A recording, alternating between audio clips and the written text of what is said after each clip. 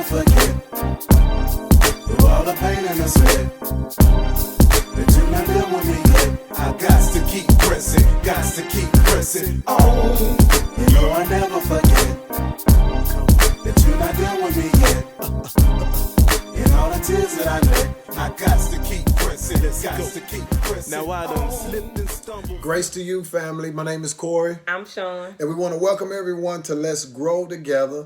We ask that you like the video and that you share our video, that it can be a blessing unto others. And if the Lord places it upon your heart, we ask that you sow a financial seed to what it is that God has called us to do in this season. And we have a treat for you, some things that we have learned in marriage. October 8th is going to make 15 years for us. So we just want to share some of the things that we've learned along the way, and we just pray that they be a blessing to you. But before we go any further, we'd like to thank Tiffany Gilbert.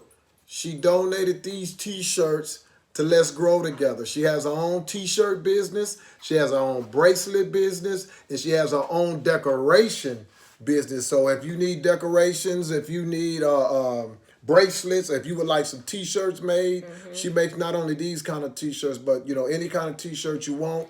Just make sure you inbox us, and Tiffany will make sure you get her information. Yes, these shirts were made in honor of the memory of Breonna Taylor. So I just want to note that. Little sister, we love you. Yes. Okay, we want to share things that we've learned over our 15 years of marriage. Some of these things we went through personally. Yep. Some of these things we've learned through counseling people and premarital counseling. And some of these things we've just seen, we just picked up. But go ahead, let's start with number one. Okay, so number one, you need to make sure that you understand that your spouse is not meant to satisfy your deepest needs and longings. Wow. That's something that a lot of times couples get a misunderstanding on. Your spouse is not meant to satisfy your deepest needs and longings. And so I got Psalms 107:9 Look at that. said to me, for he satisfies the longing soul and fills the hungry soul with goodness. He meaning God. So that told me right then that no one other than God can totally satisfy you. Wow. So if you find yourself feeling like your spouse should meet every need you have, then you are going to be highly disappointed, because they are not capable of it. They were not created to do it, and no one can totally satisfy you in every area but God. And so you're married to somebody, they give you attention, they love you, but you still feel like there's a void, you feel like there's something missing. Yeah. It's like when you get this up, then this is missing.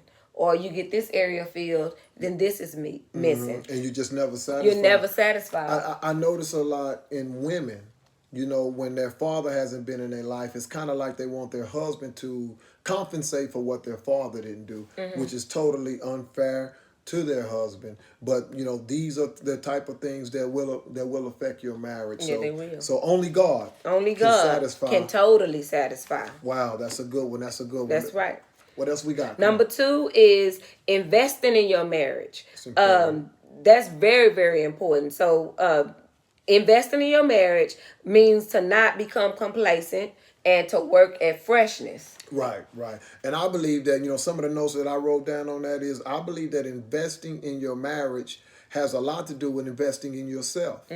I believe that you invest in your marriage when you invest in your weight, making sure that you're working out, your appearance, that's kind of the same thing, but dealing with your clothes. And when you said weight, health in general. Health in general, right? Etiquette. Yeah. Sometimes when you've been married for a while, you get a little too comfortable. Yeah. I don't know. I've heard a lot of things, and a lot of couples are real comfortable with each other. And etiquette wise, they do a lot of things that I'm not comfortable with. And just to share, and I'm not to give out too much information, but we've been knowing each other for 23, going on 24 years. We've been married, finna be 15 years. To this day, there are still certain things you don't like for me to do around you. Right. So that's just a part of the etiquette. Right. Some women are that way about their husbands. Some husbands are that way about their wives. They just don't want to see them in a certain light. Right. Yeah. Right. I don't know. It could just be me. But then also, after we've been together for a while, you know, you lose. There's a lack of romance, and then there's a lack of sexual effort. You know, and one thing that I was thinking about is that in dealing with investing in your marriage, which is investing in yourself, I think that, you know, can we have the same energy that we had while we were dating? Do you think that that's possible? I think it's possible, but I think it's going to take effort. It's going to take effort. It's going to take thoughtfulness. I think that there's a lot of things that you can do that you used to do when you were dating to keep the butterflies still moving around when the person comes in the room. Right. You just have to go out of your way, because after you're together for so long, you just become comfortable. Become complacent. Yeah, you become complacent. And so in order to get that, what is that song? You lost that love and feeling. In order to get that love and feeling back, you may have to do some of those things that first caused the love and feeling to come. Right. And just imagine if we approached our relationship, even though we've been married 15 years, we approached the relationship with that same energy and that same enthusiasm that we had while we were dating. Yeah. But, you know, I believe that it's possible. But I believe that once you get married, a lot of other elements come into play. And I wrote down the 3 B's that come into play. One is bills, babies, and bosses. Oh, yeah.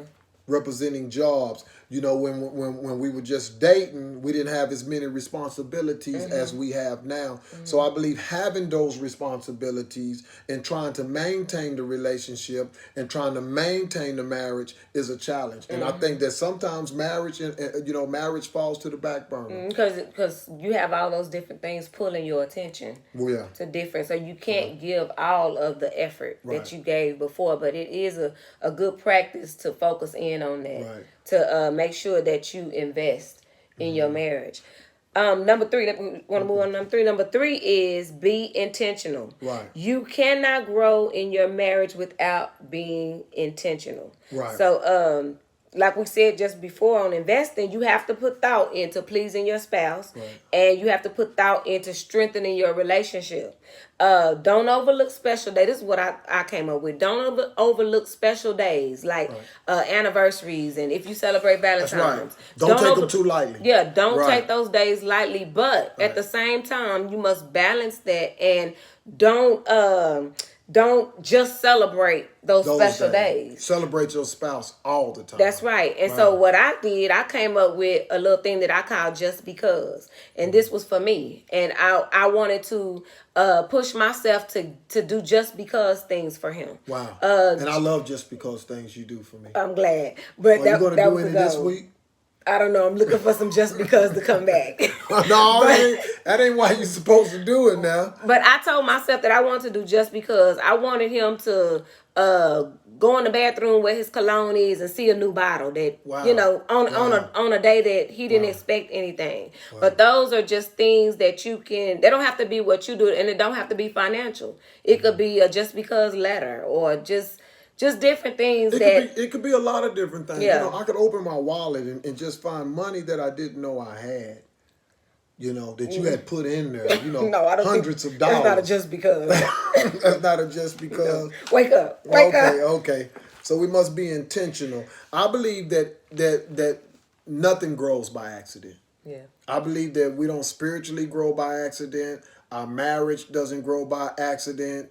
And nothing in our life just grows by accident. I think growth is intentional. And there's some things that we've implemented to make sure that we're intentional, which is date night. Yeah. And my mindset about date night, it kind of goes back to number 2. When I approach date night, my goal is to approach it the same way I approached it when we were dating, with the same energy, the way I dress, and I desire to impress you with date night, not taking you to the same place, not letting you know where we're going, and just surprising you. Have some Micah nights. Huh? Have some Micah nights. Have some Micah nights, the things I know you like, I'm asking God to strengthen me. I can do all things through Christ who strengthens me. I'm asking God to strengthen me where I have the same energy on date night that I had when we first met. And may God restore the same excitement that we had, the same love that we had for each other then. And then praying together.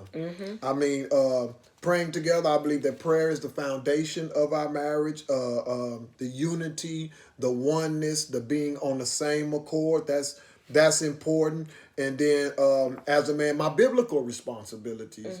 You know, we talk about the word and how Christ is the head of the church and how man is the head of the wife.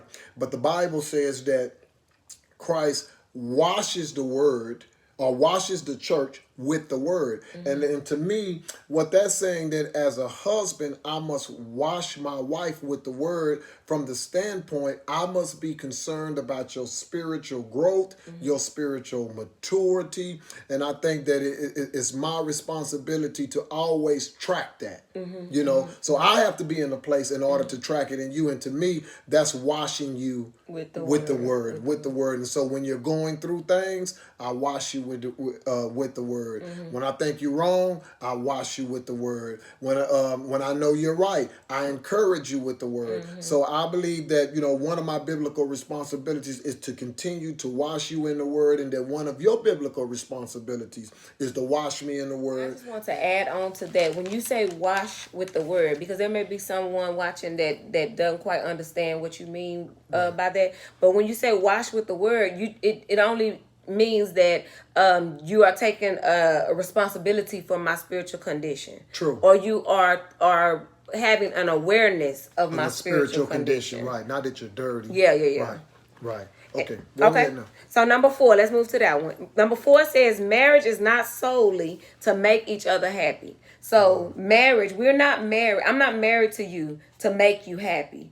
Wow. And you are not married to me just to make me happy. Wow. The truth of the matter is we won't be happy all day and every day. Right. And I can't make him happy on a day-to-day basis. We desire to be happy in our marriage. Right. We want to experience romance. We want to experience intimacy. And what I love about us is we experience friendship. Right. But at the end of the day, our marriage is supposed to reflect what Christ's love for his church is. Right. It's supposed to reflect to everyone else what his sacrifice looked like, right, what his love looked like, and the response that the church gives back to him for that sacrifice and love. Right. And so that's what our marriage is supposed to be. I know a lot of us were not taught that all the way in premarital counseling, but that's what your marriage is supposed. Your marriage is supposed to reflect that to other people. So when they see you, they're supposed to see how Jesus loved his church. Right. And when you talk about happy, what I've learned in relationship is that when you please God, then you will please the people that are important to you in your life. That's right. I think the first person you should please is God. I'm not just saying that just to be saying it's not a cliche, but I noticed that when my relationship is right with God, and when I'm aiming to please God, then just by automatic default, I end up pleasing her. I end up pleasing my children, the people that God has entrusted me with in my life. I believe that my relationship with them is a reflection of my relationship with Him. That's good. Wow. And I like what you said, automatic. That word automatic. It's automatic. Right. Once I begin to focus on pleasing God, then everything else is automatic. That's right. There's an order. Yeah. There's an order. That's good. Okay, so number 5. Number 5 is the importance of marriage. Wow. There are a lot of things that we come in contact with during our day-to-day lives, but nothing is more important than marriage outside of your relationship with God. There's no other relationship that is as important as your marriage outside of your relationship with God. True. A lot of people don't agree with that, but that's biblical truth. You know, one of the first institution that God established on earth was marriage. That's right. And the only thing that's higher than our marriage or your marriage with your spouse is your relationship with Christ. That's right. That's good. But what we must understand, and I wrote down notes here, that everything in life is fighting for your time, your attention, and your energy. But and what happens is a lot of times that your marriage ends up being the relationship that suffers. That's right. It really does. You know, like I say, everything is pulling for your time, your energy, and your attention. And so what ends up happening is things begin to get out of order. That's right. So then what happens is ministry begins to take precedence over your marriage. Family begin to take precedence over your marriage. Work begin to take precedence over your marriage. The children begin to take precedence over your marriage, and marriages begin. And I've seen so many marriages suffer because of this. You know, we're running, we're doing everything for God. You know, we're going to church, we're feeding the homeless, we're evangelizing, we're taking. We're doing this for the kids. They're playing football, they're cheerleading, but we never take time for love. We never take time for the main relationship, the main source of the family, the main which ministry. Is the main ministry.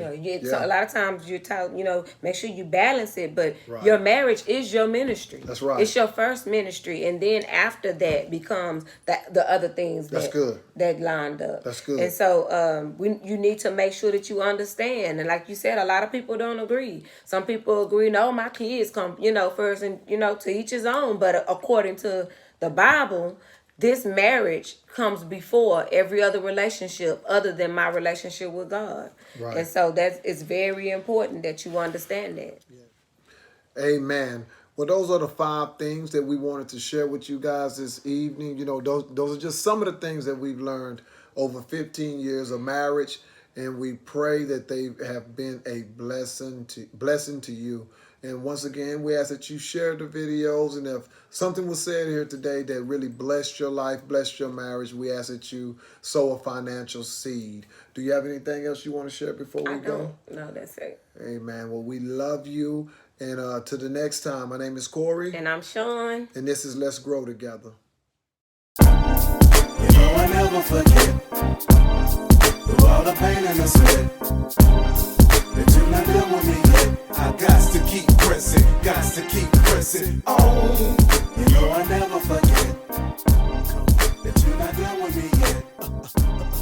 And all the tears that I let, I got to keep pressing.